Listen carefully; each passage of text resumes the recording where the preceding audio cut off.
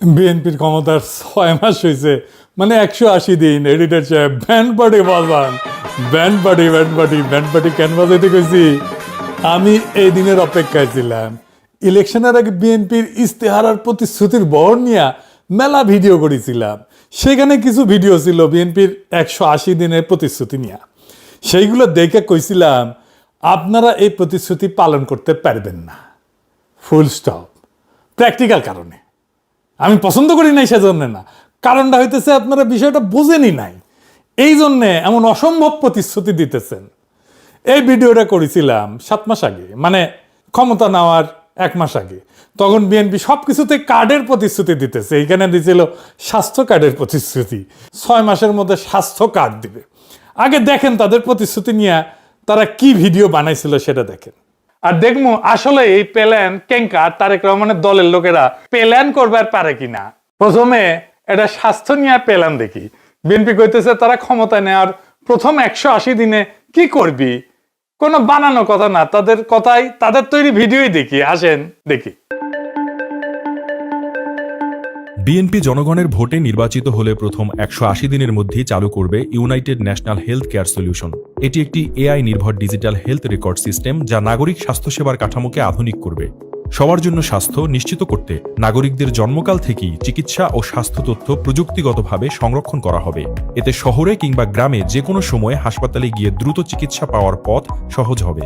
United national health care solution হবে রোগী, পরিবার ও চিকিৎসকদের জন্য সমন্বিত প্রযুক্তিগত স্বাস্থ্য সুরক্ষার ভিত্তি। দেখেছেন, আমি কইছিলাম এটা তারা করতে পারবে না। বিএনপি 180 দিনে যদি করতে পারে, কান কাইটা কুত্তারে খাওয়াবো। দেখেন কি কইছিলাম। প্রথম কথা, এই যে এটা কইছে, এটা কি বিএনপি পারবি 180 দিনে করতে? পারবি না, অসম্ভব, অসম্ভব। ওই যদি 180 দিনে এটা করবার পারে, কান কেটে কুত্তা খেলাম আমি।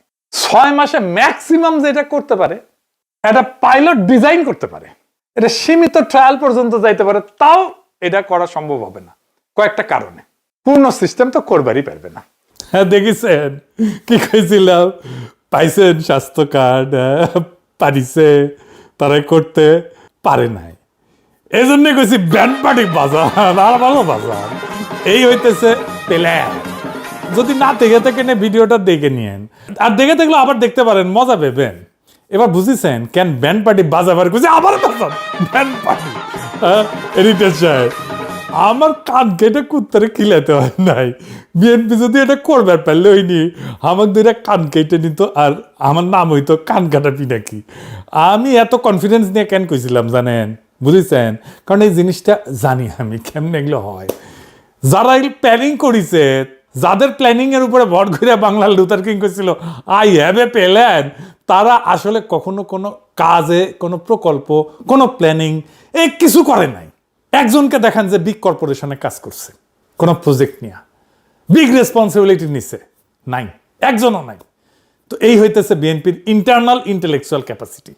তো বিএনপি কি শুধু এই অ্যাডা প্রতিশ্রুতি দিছিল? হ্যাঁ, না, আরো দিছিল। এবার আসেন অ্যাডা অ্যাডা করে ধরি আর চুলি। ভুল হয়েছে, হ্যাঁ আমার ভুল হয়েছে, ক্ষমা করে দেন। মাপ চাই লাভ নাই। জি না, মাপ মাপ মাপ নাই, মাপ নাই। এখন জামাত এনসিপি খুব মজা পেতেছে যে দাদা এবার বিএনপি ধরবি আর চুলবি, ধরবি আর চুলবি। হ্যাঁ, মজা নিও না শোনা, তোমরা ক্ষমতাতে আসলে আরো বড় ডিজাস্টার করলাইনি। হ্যাঁ, যাই হোক, বিএনপি এই পরিমাণ করলে, তোমরা এই পরিমাণ করলাইনি। আসেন এবার শুরু করি আল্লাহর নামে। এই এপিসোড করতে আমার মেলা খাটাখাটনি করা লাগছে, কারণ বিএনপি এখন নিজে একটা বই ছাপেছে, নাম জনগণের সরকারের 180 দিন, 43 পৃষ্ঠার একটা বই। প্রাইম মিনিস্টার প্রেস উইং প্রকাশ করেছে 17 আগস্ট। এদের জিজ্ঞেস করবেন, এই যে বই ছাপাইছেন 180 দিনের অর্জন, এইখানে দেখাইতেছেন প্রতিশ্রুতি পূরণ করেছেন, তো এই প্রতিশ্রুতিটা 180 দিন আগে কোথায় লিখেছিলেন এটা বলেন, দেখান তো। দেখাতে পারবেন? পারবে না বিএনপি। যাই হোক, এ ভূমিকায় লেখা প্রথম 180 দিনের প্রত্যেকটা খাতে 100% সফলতা এসেছে এমন দাবি সরকার করে না। হ্যাঁ, 100% সফলতা আসেনি তো কত ভাগ আসিছে বাবা? বাবা, আমি কিন্তু অঙ্কে 100 পাই নাই, তা কত পাইছো বাবা? পাইছি 5। আমি সেঞ্চুরি করি নাই, তো কত করছো সোনা? করেছি 5 রান। বিএনপি নিজে একবার কয় 3 মাসে যা কাজ হয়েছে আওয়ামী লীগের 15 বছরে নাকি হয়নি। শুনেন, 3 মাসে যা কাজ হয়েছে আমি আপনাদেরকে বলতে পারি আওয়ামী লীগের আমলে 15 বছরে সেই কাজ হয় না। শুনেছেন? আবার বলে আরে বাবা হয়েছে তো মাত্র 4 মাস 5 মাস, আমাদের কাছে চেরাগ আছে নাকি? শুনেন, আরে বাবা হয়েছে তো মাত্র 4 মাস 5 মাস। আমরা তো শুরু করছি কেন? রাস্তাটা তো সহজ না, এত তাড়াতাড়ি হয় না। এখনই রাস্তায় বক্তৃতা দিচ্ছে ব্যর্থ সরকার, আর ওদের চেরাগ তো নাই কারো হাতে। আর ব্যর্থ হওয়ার জন্য তো একটা সময় লাগে। হ্যাঁ শুনেছেন? যাই হোক, কাগজে কলমে বিএনপি নানা জায়গায় বলছে বিএনপি নির্বাচনে জিতলে 180 দিনে কি করবি, এটা বলছে নির্বাচনের আগে। এগুলো কিন্তু কোনো স্পেসিফিক কর্মসূচি না, ব্রড কর্মসূচি। আপনি এখানে কংক্রিট কিছু খুঁজে পাবেন না যে আপনি মাপবেন 180 দিন পরে এটা হয়েছে কি না, এটা খুঁজেই পাবেন না এখানে। জানি না কেমনে এটা প্ল্যানিং করতে হয়, কেমনে এটা অবজেক্টিভ সেট করতে হয়। বিএনপির নিজের ভেরিফাইড ওয়েবসাইটে 180 দিনের কর্মপরিকল্পনা দিছিল। আমরা এক এক করে দেখি। দেখেন এটা দেখান এডিটর সাহেব, এটা দেখান, 3টা হইতেছে শিক্ষা নিয়ে। তাও দেখেন কোনোটা মেজারেবল না, স্পেসিফিক না। আবার দেখেন কোনোটা আপনি মাপতে পারবেন না আর কি। অবজেক্টিভ তো হবে স্মার্ট অবজেক্টিভ। আমি আসতেছি এটা নিয়ে পরে। হেলথ নিয়ে কি বলছিল, আগেরটা না পড়লে এটা একটু পড়ে শোনাই। হেলথ যেহেতু আমার নিজের সাবজেক্ট। কইছিল রোগ প্রতিরোধকে প্রাধান্য দিয়ে টিকাদান, স্বাস্থ্য শিক্ষা এবং সচেতনতা তৈরির একাধিক কর্মসূচি বাস্তবায়ন করা হবে। কয়টা, কি কর্মসূচি, কেমনে মাপবো যে কোন কর্মসূচি আপনি বাস্তবায়ন করছেন? কোনো কিছু নাই এর মধ্যে। আর তারপরে স্বাস্থ্যকর জীবনযাপন, স্যানিটেশন এবং পুষ্টির উপর জনগণের মধ্যে ব্যাপক সচেতনতা সৃষ্টি করা হবে। কেমনে মাপবেন? ব্যাপক সচেতনতা সৃষ্টি হয়েছে, হ্যাঁ, কিছু মাপতে পারবেন? নাই। তারপরে কি চিকিৎসক স্বাস্থ্যকর্মীদের জন্য স্পেশালাইজ ট্রেনিং স্কিম শুরু করা হবে। হ্যাঁ, কয়টা ট্রেনিং হয়েছে, কয়টা করবেন, করেছেন, বলিছেন? তারা যেন রোগের দ্রুত শনাক্তকরণ এবং প্রতিরোধে দক্ষ হয়ে ওঠে। দক্ষতা মাপবেন কেমনে? 6 মাসে মাপা যাবে। তারপরে হয়েছে নিরাপদ পানি সরবরাহের জন্য আধুনিক পরিশোধন ব্যবস্থা এবং বৃষ্টির পানি সংগ্রহের জন্য পর্যায়ক্রমে দেশব্যাপী রিজার্ভার তৈরি করা হবে। জনগণ নিরাপদ পানি পাবে। একটাও রিজার্ভার তৈরি হয়েছে? হয় নাই। বাকিগুলা কোনোটা স্পেসিফিক অবজেক্টিভ না। শিল্প খাত নিয়ে দেখেন কি বলছি। $1 ট্রিলিয়ন ইকোনমির রোডম্যাপে এফডিআই জিডিপি লক্ষ্যমাত্রা 0.45% থেকে 2.5% নিয়ে যাওয়ার সুস্পষ্ট পরিকল্পনা প্রণয়ন করা হবে। হ্যাঁ, করিছে। হ্যাঁ, 2034 সালের মধ্যে জিডিপির লক্ষ্যমাত্রা $1 ট্রিলিয়ন নির্ধারণ করা হবে। করিছে, বলিছে যে আমরা $1 ট্রিলিয়ন করব। হ্যাঁ, ক্ষমতা আসার পরে জনগণের ঘাট থেকে বাড়তি ট্যাক্সের লাগাম টেনে ধরা হবে। কতটুকু বাড়তি ট্যাক্স কমানো হবে বলছে কিছু বলে না। মাপবেন কেমনে? শিল্প খাতের বিকাশে বিনিয়োগ বান্ধব নীতি গ্রহণ করে আর দেশি বিদেশি বিনিয়োগ আকৃষ্ট করা হবে। যেসব বিনিয়োগ বিপুল পরিমাণে কর্মসংস্থান সৃষ্টি হয় সেই ধরনের প্রকল্পকে অগ্রাধিকার দেওয়া হবে। উরে বাপরে, কি কর্মসংস্থান হয়েছে দেখছেন? একটার পর একটা কারখানা বন্ধ হয়ে গেছে। দেখামনি এটা। আবার বিনিয়োগ সহজ করতে কোম্পানি রেজিস্ট্রেশন থেকে শুরু করে ব্যাংকিং সাপোর্ট নিশ্চিতের লক্ষ্যে ওয়ান স্টপ সার্ভিস বাস্তবায়ন করা হবে। হয়েছে? হ্যাঁ, হয় নাই। নতুন শিল্প সৃষ্টির জন্য কৃষি, মৎস্য এবং অন্যান্য উৎপাদনমুখী খাতকে প্রাধান্য দেওয়া হবে। কেমনে প্রাধান্য দিবেন? হ্যাঁ, কইলে হয়ে যাবে? কি করলে বোঝা যাবে যে আপনি প্রাধান্য দিচ্ছেন? 1, 2, 3, 4 এটা বলতে হবে তো। করিছেন? কিছু লিখতেই পারে না। পাটকল, বস্ত্রকল, চিনিকল সহ আওয়ামী দুঃশাসনে বন্ধ হয়ে যাওয়া মাঝারি এবং বৃহৎ শিল্পসমূহের তালিকা প্রস্তুত করিয়া সেগুলো পুনরায় চালুর দৃশ্যমান উদ্যোগ নেওয়া হবে। হ্যাঁ, কোনো বন্ধ কারখানা চালুর দৃশ্যমান উদ্যোগ দেখেছেন? দেখেন নাই। বরং টেক্সটাইল মিল বন্ধ হয়েছে 900টা। 900। বিএনপি সরকারের আমলে প্রত্যেক দিন গড়ে 5টা করে টেক্সটাইল মিল বন্ধ হয়েছে। শুধু টেক্সটাইল মিল। এরা আসলে জানেও না কেমন একটা অবজেক্টিভ সেট করতে হয়। এগুলো খুব বেসিক যে কোনো প্ল্যানিংয়ের। এটা কয় স্মার্ট, SMART, স্মার্ট। ওই স্মার্ট কইয়া কাউয়ার ভেঙ্গে যাওয়া স্টেজ না। এডিটর সাহেব, কাউয়ার আগে সাউন্ড দেন। তখন স্টেজটা ভাঙাটা দেখান। আমি ছাত্রলীগকে বলতে চাই, আমি তোমাদের কাছে স্মার্ট বাংলা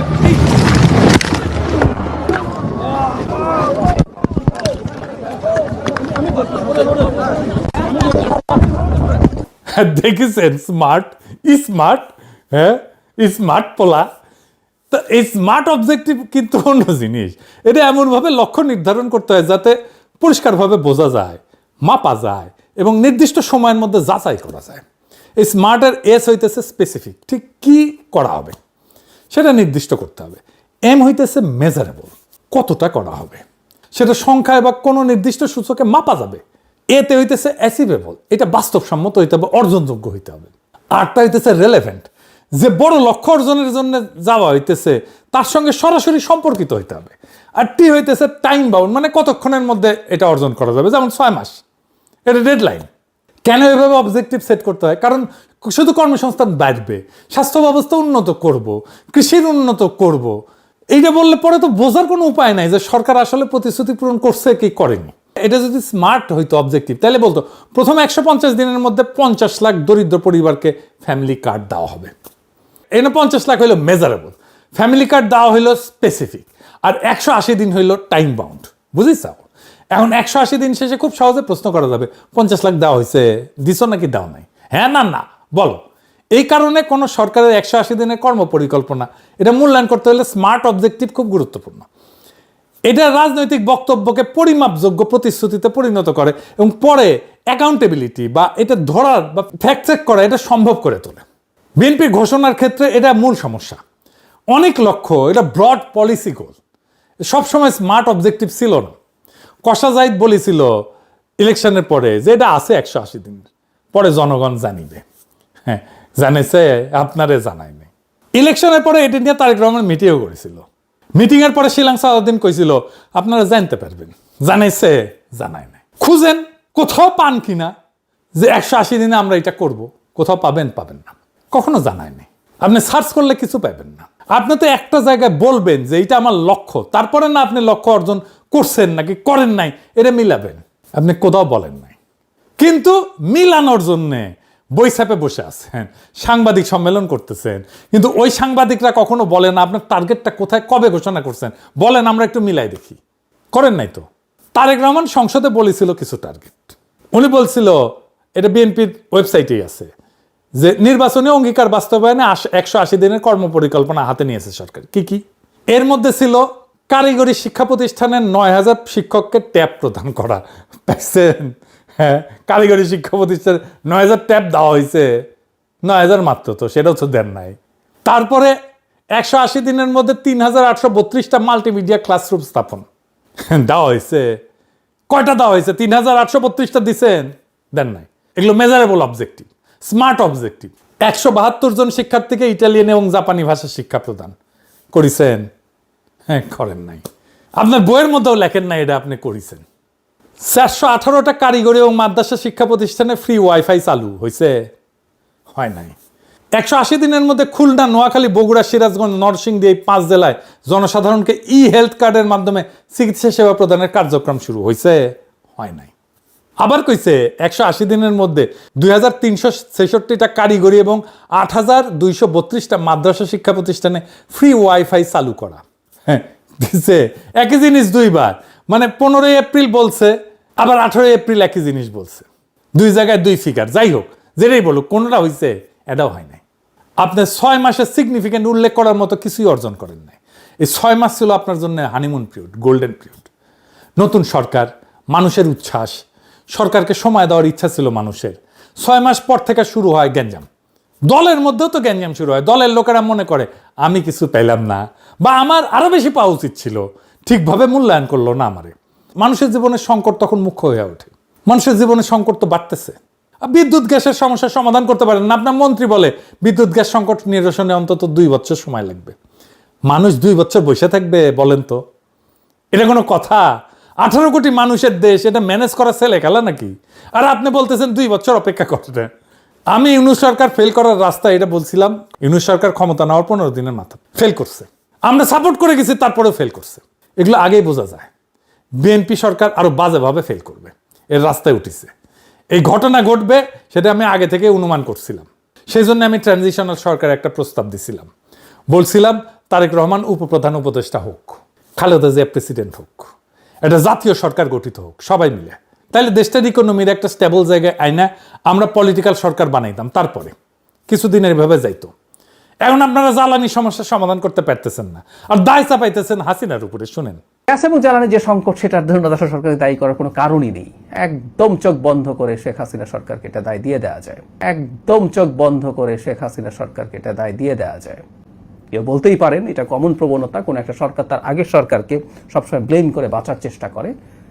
হ্যাঁ, এই প্রবণতা আছে, আমি বলি না যে এই প্রবণতা কখনোই ছিল না। হাসিনা নাই 2 বছরের বেশি টাইম, তারপরে 1.5 বছর ইউনূস সরকার ছিল।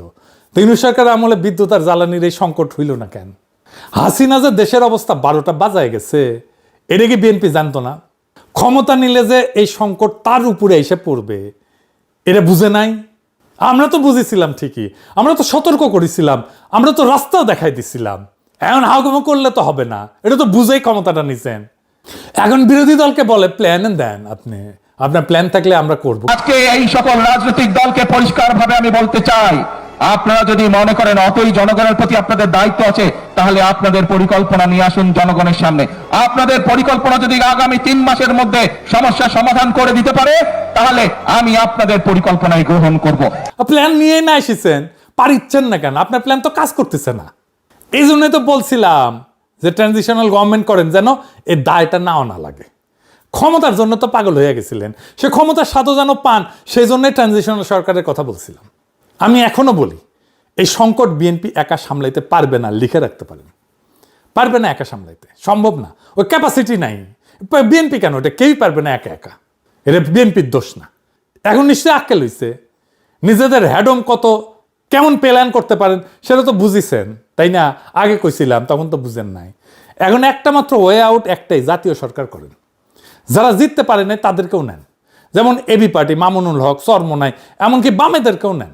ফ্যাসি বিরোধী লড়াইয়ে যারা ছিল তাদের সবাইরে নেন সরকারে, সবাই। দেখবেন আবার পুরা জাতির জায়গা উঠছে, জুলাই আগস্টের মতো ফিরে গেছে ওইখানে। এটা জাতীয় ঐক্য তৈরি হয়েছে, নতুন আশার সঞ্চার হয়েছে জাতির মধ্যে। আপনি একটা ব্রিদিং স্পেস পাইছেন, ফ্রেশ আইডিয়া আসবে, এনার্জি আসবে, অনেকে সরকারকে সাহায্য করার জন্য আসবে।